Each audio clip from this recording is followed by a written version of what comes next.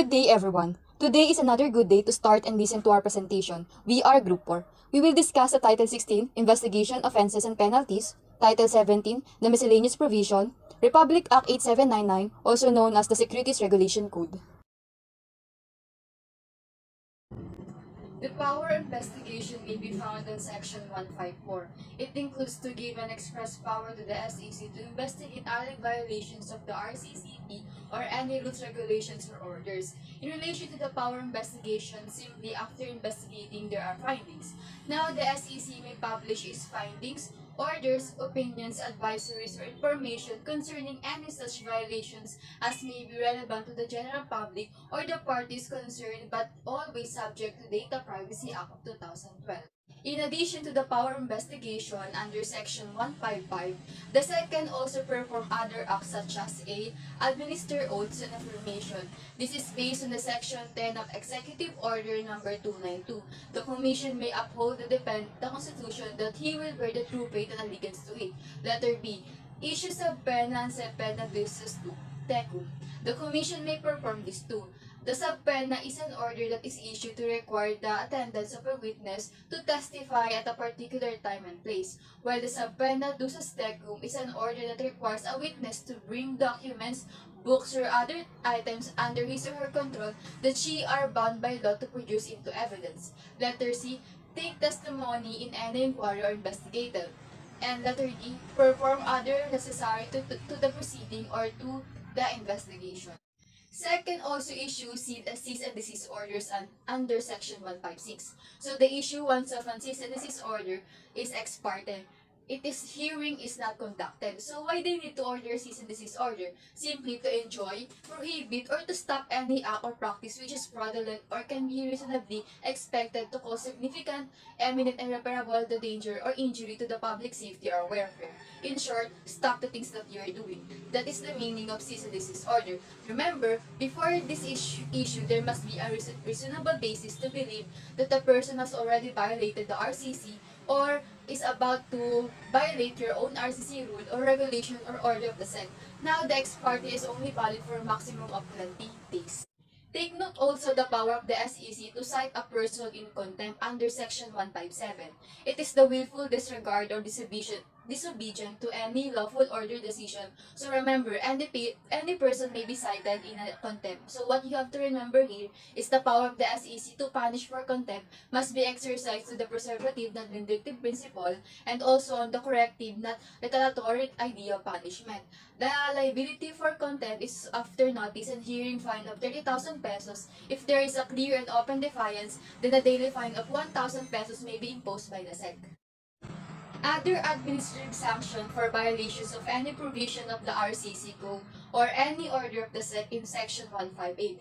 There can be fined from 5,000 to 2 million pesos, not more than 1,000 for each day of continuing violations. So what else? The SEC may issue a permanent cease and desist order, which we already have discussed a while ago.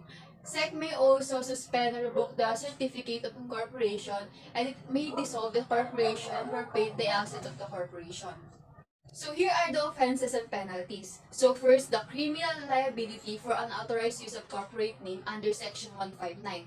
So if a person or entities or person name used in the existing entities or they suddenly added a corporation in their name even though they are not corporations. So remember, if this use of corporate name is unauthorized, this will be punishable with fine ranging from 10,000 to 200,000 pesos. So remember, there is a criminal liability for this one. Second is under Section 160. This has to do with the disqualification provision under Section 126 of the RCC.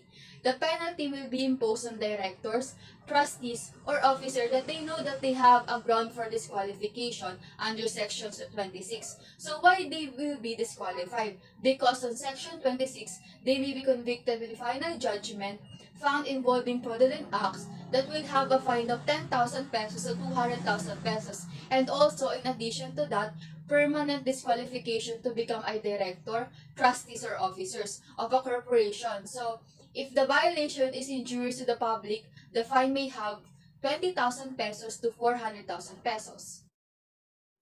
Section 161. Violation of duty to maintain records, to allow their inspection or reproduction penalties.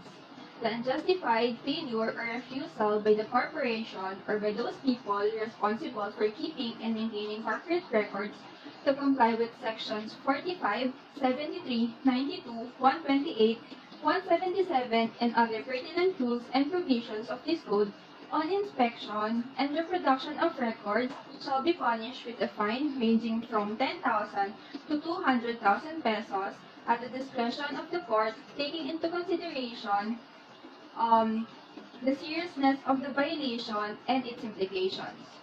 When the violation of this provision is injurious or detrimental to the public, the penalty is a fine ranging from 20,000 pesos to 400,000 pesos. The penalties imposed under this section shall be without prejudice to the Commission's exercise of contempt powers under Section 157 hereof. The punishable acts stated in the section earlier are as follows. Under Section 45, failure to keep bylaws in the principal office and failure to subject the same to inspection. Under Section 73, failure to keep documents, books, and records such as articles of incorporation, bylaws, list of stockholders or members, list of the board of members, and record of all business transactions, including the financial statements. Under Section 92, failure to keep list of members and their proxies, and failure to update such list 20 days prior to the scheduled election. Under Section 128, failure to prepare written resolution of any action and record the same in the minutes book of one-person corporation. And lastly, under Section 177, failure to submit to the Securities and Exchange Commission such reportorial requirements. Section 162, willful certification of incomplete, inaccurate, false, or misleading statements or reports, penalties. Any person who willfully certifies a report required under this code, knowing that the same contains incomplete or inaccurate, false, or misleading information or statements, shall be punished with a fine ranging from 20,000 pesos to 200,000 pesos. When a wrongful certification is injurious or detrimental to the public, the auditor or the responsible person may also be punished with a fine ranging from 40,000 pesos to 400,000 pesos. So Section 162 states that if a person certifies a report, even though he or she is aware that it contains incomplete or inaccurate information, he or she shall be fined for a amount of 20,000 pesos to 200,000 pesos. And if the wrongful certification will cause injury or harm to the public, he or she will be fined for 40,000 pesos to 400,000 pesos. Section 163, Independent Auditor Collusion Penalties. An independent auditor who in collusion with the corporation's director or representatives certifies the corporation's financial statements despite its incompleteness or inaccuracy, its failure to give fair and accurate presentation of the corporation's condition, or despite containing false and misleading statements, shall be punished with a fine ranging from 80,000 pesos to 500,000 pesos. When the statement or report certified is fraudulent or has the effect of causing injury to the general public, the auditor or the responsible officer may be fined ranging from 100,000 pesos to 600,000 pesos. So the penalty is imposed on a director or representative of the corporation who form a collusion, or in Tagalog, nakikipagsabwatan, to an independent auditor according to Section 163.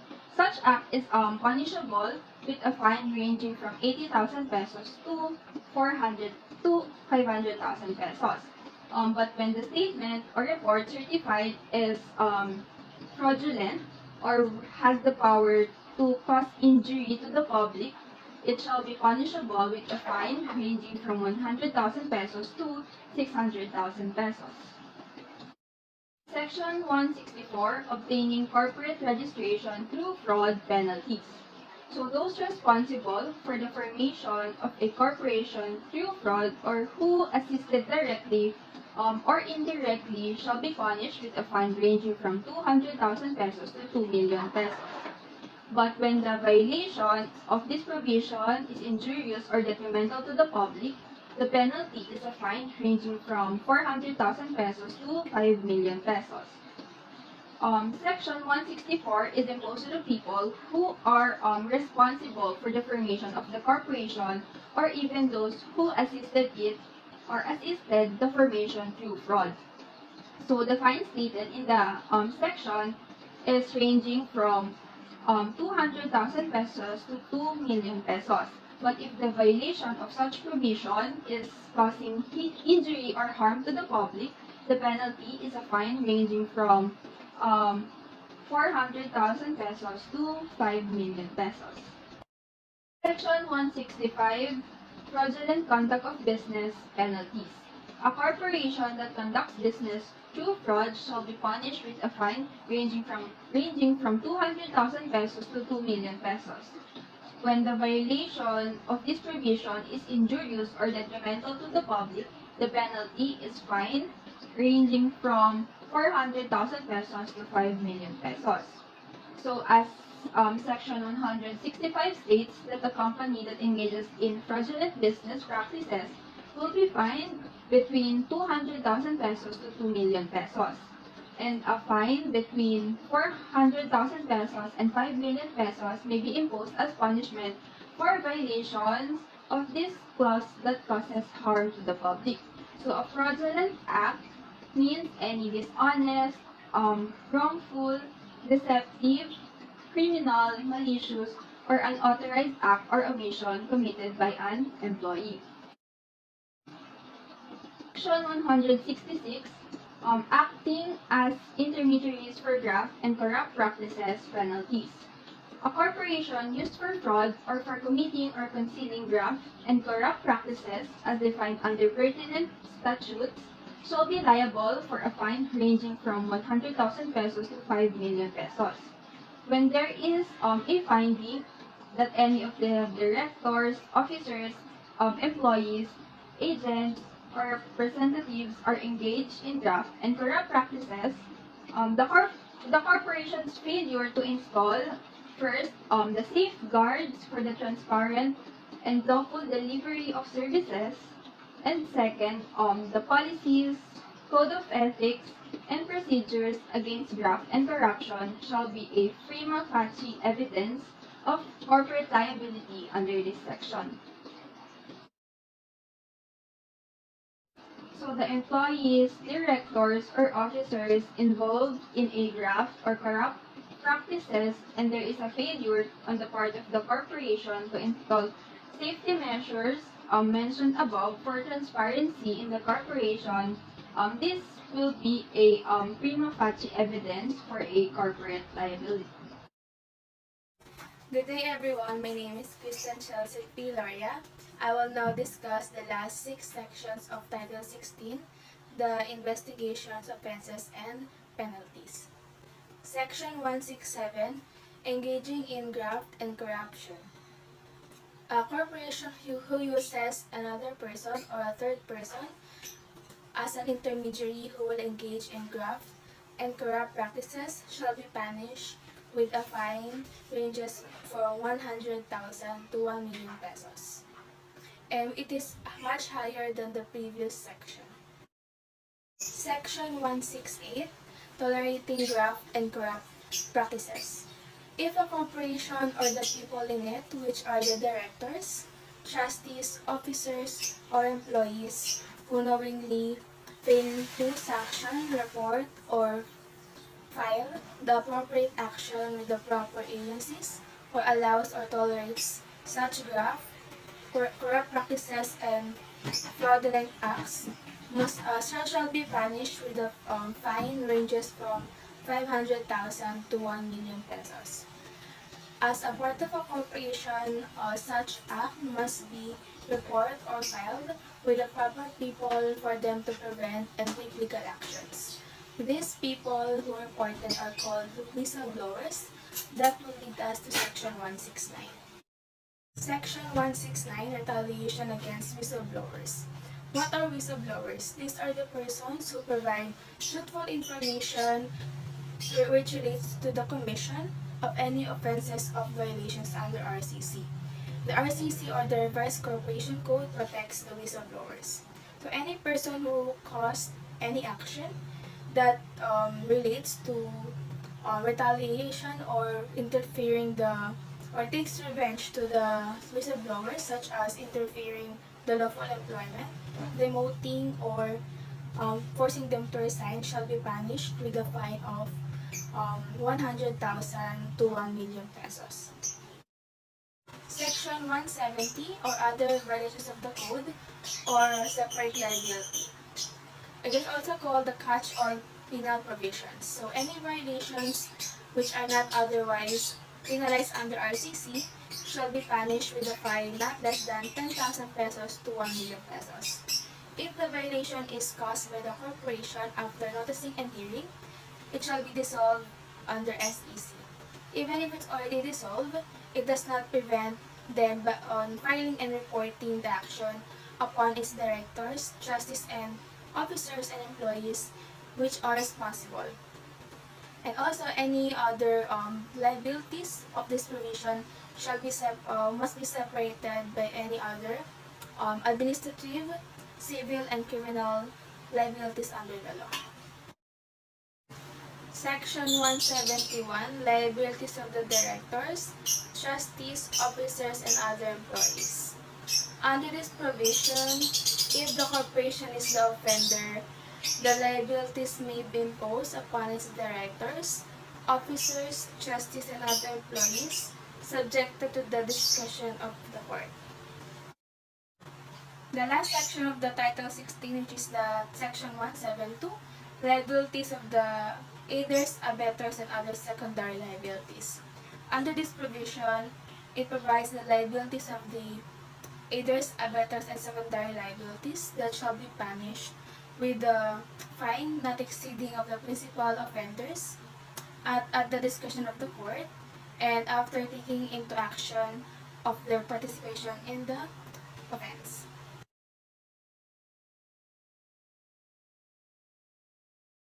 Revised Corporation Code, Title 17, Miscellaneous Provision. Under Section 173, it provides the definition of outstanding capital stock. Outstanding capital stock is the total share of stock issued under binding subscription agreement to subscriber or shareholders, whether not fully or partially paid except treasury share. Outstanding share is always issued share, but issued share is not necessarily outstanding share, like treasury share. Treasury share are share of stock which have been issued and fully paid, but subsequently required by the issuing corporation through purchase, redemption, donation, or some other lawful means. In Section 174, the designated of governing board in Article of Corporation or bylaws, the incorporators may designate governing board by any name other than Board of Trustees. And the authority given covers only the non-stock corporation and special corporation, which in a special corporation covers only the educational and religions corporation. Under Section 175, the Securities and Exchange Commission is authorized to collect, retain, and use fees, fines, and other charges pursuant to this code and its rules and regulation. The Securities and Exchange Commission collect fees, among others, for examining and filing article of incorporation and bylaws and amendments thereto, and many more. The amount collected by Securities and Exchange Commission shall be deposited and maintained in a separate account by which form a fund in its modernization and to augment its operational expenses. Collected fees is for purely regulatory purposes. In Section 176, Stock Ownership Corporation, In this section, the Congress of the Philippines may set maximum limits for stock holdings in corporations declared by its to be vested with public interest upon the recommendation of the National Economic and Development Authority. Belonging individuals or group of individuals related to each other by consanguinity or affinity or close business interests or whenever necessary to achieve national objectives, prevent anti-competitive practices, or to implement national economic policies. Section 177. Reportorial Requirements of Corporation. Every corporation doing business in the Philippines is required to submit to the Securities and Exchange Commission a reportorial requirements annually, with such a period may be prescribed by the Securities and Exchange Commission. Report to be submitted to the Securities and Exchange Commission. First, annual financial statement audited by independent certified public accountant provide that if the total asset or total liabilities of the corporation are less than 600,000 pesos, that the financial statement shall be certified under oath of corporation's treasurer or chief financial officer. Second, a general information sheet. Third, if the corporation is vested with the public interest, the report to be submitted are a director's or trustee's compensation report and a director or trustee's appraisal or performance report and the standard or criteria used to assess each director or trustees. The submission of reportorial requirements are obligation of the corporation. Delinquent status. In case of failure to submit the reportorial requirements 3 times consecutively or intermittently within the period of 5 years, Securities and Exchange Commission shall give reasonable notice to and coordinate with the appropriate regulatory agency. Reports are confidential, and the Securities Exchange Commission may also redact confidential information from the requirements report with the permanently labeled of confidential. Section 178. Visitorial power and confidential nature of examination results. It is the power of the state through proper governmental agency to examine business affairs, administration, and condition of corporation. The Securities and Exchange Commission shall exercise visitorial power in overall corporation. And if there is a refusal or obstruct in the Securities and Exchange Commission exercising visitorial power, without justifiable cause, the Commission may revoke the Certificate of Incorporation. All interrogatories propounded by the Commission and answered thereto, as well as the result in the examination made by the Commission or by any other official authorized by law in making examination of the operation, books, and record of any corporation shall kept strictly confidential. Exception. First, when the law requires the same to be made public. Second, when necessary in the Commission to take action to protect public or issue order in the exercise of its power under this code. Third, where such interrogatories, answer or results are necessary to present as evidence before any court. Let's start with Section 179 of the Revised Corporation Code, which states the power, function, and jurisdiction of Commission. There's plenty of it stated in the law, so you better read. But as a reporter, I'm going to give you some examples. First, they can impose sanctions. They can also suspend and revoke corporations. They can also issue opinions which will clarify the application of law. They can also issue subpoena duces tecum, or they can summon a witness, and that witness can bring any relevant documents they can bring. And also they can also issue cease and desist order, or they can stop, or they can order a corporation to stop its activity, maybe because it is unlawful, fraudulent, or it promotes injustice. Section 180 is very simple. Just simply state that the commission should create and implement a electronic filing and monitoring system.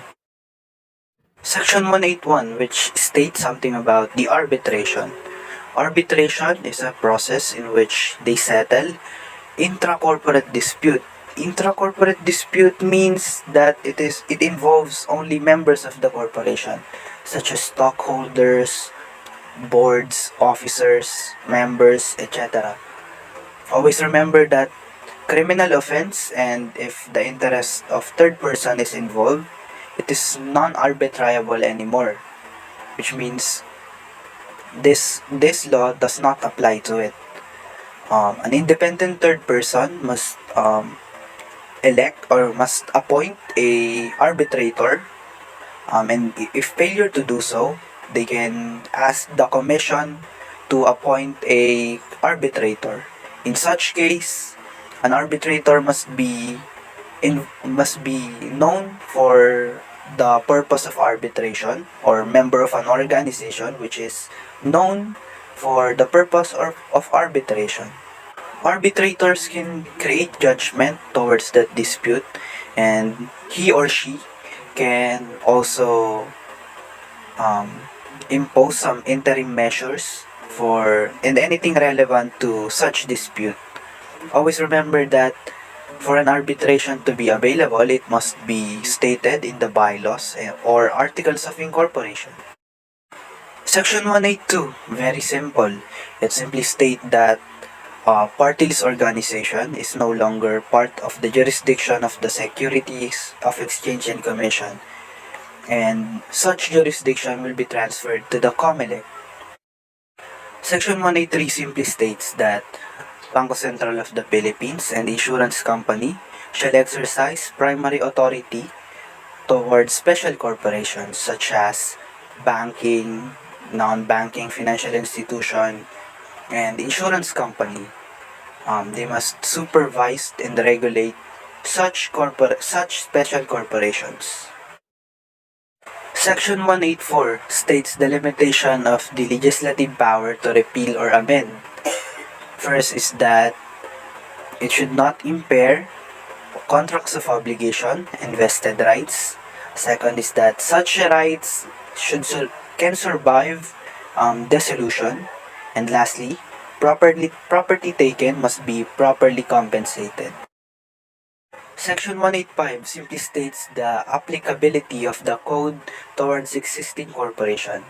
It just simply states that any requirement that is needed by this new code must be complied by the existing corporation, given that provided that they have been given at least 2 years to comply with such requirements. And I think that's all for me. So let's hear to our next very beautiful reporter. Good day, everyone. I am Kristen Arce, and I am about to discuss the Republic Act number 11232, also known as the Revised Corporation Code, sections 186, 187, 188, and Republic Act number 8799, also known as the Securities Regulation Code, sections 1, 2, and 3. So let's start with the section 186, which is about the separability clause. If any provision of this act is declared invalid or unconstitutional, other provisions hereof which are not affected thereby shall continue to be in full force and effect. So this provision states that it is the power and duty of the court to declare a law that is inconsistent with the Constitution to be unconstitutional. So this provision simply explains that not all of the code is unconstitutional, but only those which are declared. And from its name, the separability clause, we will separate and invalidate that provisions with other provisions which shall remain in full force and effect. Next, Section 187, or the Repealing Clause. It states that the Batas Pambansa bilang 68, otherwise known as the Corporation Code of the Philippines, is hereby repealed. Any law, presidential decree or issuance, executive order, letter of instruction, administrative order, rule or regulation contrary to or inconsistent with any provision of this act is hereby repealed or modified accordingly. Now you may ask, what is the word repeal? Repeal is the rescission of existing law. And take note that the Batas Pambansa bilang 68 is the old corporation code. Now, Section 187 explains that any laws inconsistent with any provision of this act shall be deemed repealed, except of course the ones expressly provided by this act. And when an act is repealed, its text is simply deleted from the code and replaced by a note summarizing what used to be there. And once deleted, the repealed statute no longer has the force of law. But then, before I proceed to Section 188, I would like to define what is Official Gazette. The Official Gazette, which is printed by the National Printing Office, is the public journal and main publication of the government of the Philippines. Its website only uploads what has been published. Next, Section 188, or Effectivity. This act shall take effect upon completion of its publication in the Official Gazette or in at least 2 newspapers of general circulation. Hence, the Republic Act No. 11232, also known as the Revised Corporation Code, was published in Manila Bulletin and Business Mirror, and the act took effect immediately upon its approval on February 23, 2019. I hope that you all fully understand the last 3 sections of the Revised Corporation Code because I am now going to proceed with the Republic Act No. 8799, or the Securities Regulation Code, Chapter 1, Title and Definitions. Section 1, or the title. This code shall be known as the Securities Regulation Code. Obviously, no explanations are needed for this provision. It only states that the Republic Act No. 8799 is also called as the Securities Regulation Code. Section 2, which is about the declaration of state policy. The state shall establish a socially conscious free market that regulates itself, encourage the widest participation of ownership in enterprises, enhance the democratization of wealth, promote the development of the capital market, protect investors, ensure full and fair disclosure about securities, minimize if not totally eliminate insider trading and other fraudulent or manipulative devices and other practices which create distortions in the free market. And to achieve these ends, the Securities Regulation Code is hereby enacted. The Securities Regulation Code, or the SRC, will be easier to understand if we know its purpose or purposes. So this code seeks the achievement of a socially conscious and free market that is self-regulating. And among its objectives are, first, to encourage wide participation of ownership in enterprises such as corporations. 2, to enhance the democratization of wealth. 3, to promote the development of the capital market. 4, to protect investors, which is the most important objective of the SRC, since its purpose is to protect the investing public. Investors should be protected from misleading, manipulative, or fraudulent practices, including insider trading, front-running, or trading ahead of customers, and the misuse of client assets. Full disclosure of information material to investors' decisions is the most important means for ensuring investors' protection. Investors are better able to assess the potential risks and rewards of their investments and thus protect their own interests.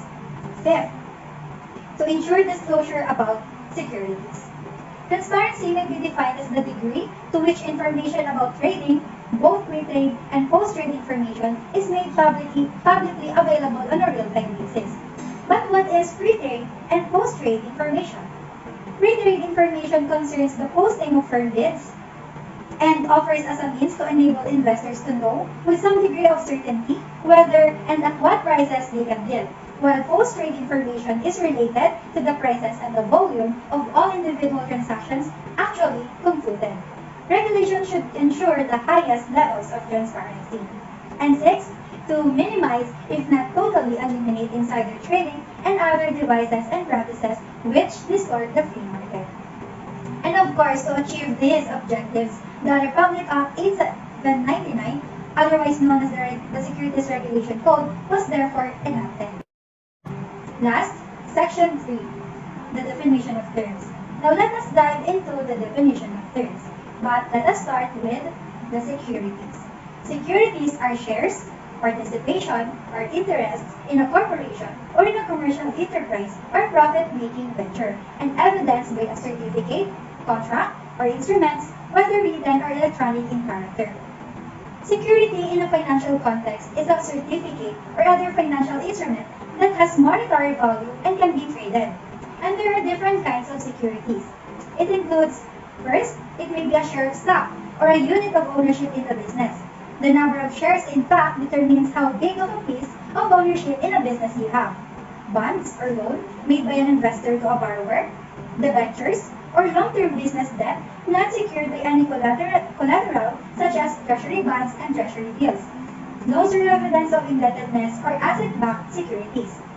Second, investment contracts, certificates of interest or participation in profit-sharing agreement, certificates of deposit for a future subscription. Third, fractional undivided interest in oil, gas, or other mineral rights. Fourth, derivatives like options and warrants. The option is an agreement wherein buyers possess the right but not the obligation to buy or sell stock at a specified price and date.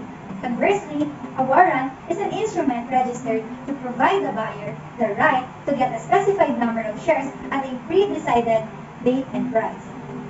Next, certificates of assignments, certificates of participation, trust certificates, voting trust certificates, or similar instruments or legal documents. Sixth, proprietary membership certificates in corporation, which is evidence of interest or privilege that entitles the holder not only to enjoy the use of a specific property, but also to dividends of the company. And non-proprietary membership certificates in corporations, which is, as well, evidence of interest or privilege of a certain property of a corporation. The next, other instruments as may in the future be determined by the Commission. We have also here the issuer. It is the originator, maker, obliger, or creator of the security. Issuer means every person who issues or proposes to issue any security. Issuers may be corporations, investment trusts, or domestic or foreign governments. Next, broker. Broker is a person engaged in the business of buying and selling securities for the account of others. It may be a person or entity that arranges contracts and acts as an intermediary between a buyer and seller for a commission. A broker's prime responsibility is to bring sellers and buyers together. An example would be a real estate or stockbroker who facilitates the sale of a security. Next, the dealer, which is very similar with the broker. So here's the difference. The dealer means any person who buys and sells securities for his or her own account in the ordinary course of business. It is an individual or financial services company that enables the trading of securities not for the account of others but for themselves. Yes, associated person of a broker or dealer is an employee therefore who directly exercises control of supervisory authority such as any partner, officer, director, branch manager, or employee of the broker-dealer, any person performing similar functions, or any person controlled by, or under common control with the broker-dealer. But it does not include a salesman, an agent, or a person whose functions are solely clerical or ministerial. Next, clearing agency. It is any person who acts as an intermediary in making deliveries upon payment effect, settlement in securities transactions. It may be any person who acts as an intermediary in making payments or deliveries, or both in connection with transactions in securities, or who provides facilities for comparison of data respecting the terms of settlement of securities transactions, to reduce the number of settlements of securities transactions, or for the allocation of securities settlement responsibilities. Next, definition of term is exchange. is an organized marketplace or facility that brings together the buyers and sellers and executes the trade of securities and or commodities. Next term is the insider, or any person or entity who possesses or has access to information about the issuer or the security that is not generally available to the public. It means the issuer, a director or officer, or any person performing similar function, or a person controlling the issuer, or it gives or gave him access to the material information about the issuer or the security that is not generally available to the public, or the issuer may be a government employee, director, or officer of an exchange, clearing agency, and or self-regulatory organization who has access to material information about an issuer or a security that is not generally available to the public, or a person who learns such information by communication from any foregoing insiders. Next term is the pre-need plans. It refers to contracts that provide for the performance of future service, payment of monetary consideration, or delivery of other benefits at the time of actual need or agreed maturity date of the contract. This includes life, pension, education, interment, and other plans, instruments, or contracts that the Commission may from time to time approve. Next term is the promoter. It is the person who, acting alone or with others, takes initiative in founding and organizing the business or enterprise of the issuer and receives consideration therefore. In corporate law, a promoter is the founder or organizer of a corporation or business venture. They are the one who takes the initiative to create or organize a business. Next is the prospectus. It is the document made by or on behalf of an issuer, underwriter, or dealer to sell or offer securities for sale to the public through a registration statement filed with the Commission. A prospectus is a formal document required by and filed with the Securities and Exchange Commission or SEC that provides details about an investment offering to the public, which is filed for offerings of stocks, bonds, and mutual funds. Next term, registration statement. It is the application for the registration of the securities required to be filed with the Commission. It is a detailed public disclosure or a legal document filed with the SEC to register securities for a public offering that details the purpose of the proposed public offering. It is the statement outlines financial details, a history of the company's operations and management, and other facts of importance to potential buyers. Next term, salesman is a natural person employed as such as an agent by a dealer, issuer, or broker to buy and sell securities. Next, uncertificated security. It is a security evidenced by electronic or serial records. It is a share or other interest in a property or an enterprise, or an obligation of an issuer that is not represented by an instrument or certificate but is registered on the issuer's books. Again, this interest is not documented but registered. Next, underwriter. It is a person who guarantees on a firm commitment and or declared best effort basis the distribution and sale of securities of any kind by another company. And that is the end of my report. Thank you for listening.